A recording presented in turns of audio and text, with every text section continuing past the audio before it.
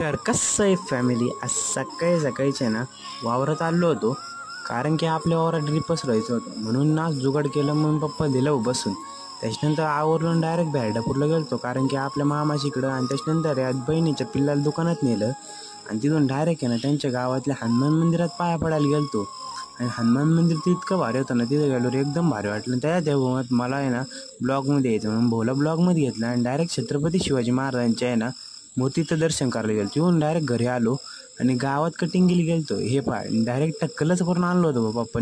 त्याच्यात इतका पाऊस झाला होता ना का पावसामुळे चपला डायरेक्ट 2-2 किलोच्या वाटत होता. आणि व्हिडिओ काढायचा ना तर डायरेक्ट पडलोच होतो बरं का. आणि तिथून घरी आल्यानंतर ना आपले देवाशे ड्याबा एकदम निवांत झोपले होते भाऊ. आणि तिथून डायरेक्ट वावरात गेलतो मका लावायला. सकाळपासून 4 साऱ्या झाल्या, अजून एक एकर राहिलंय लावा ताकद.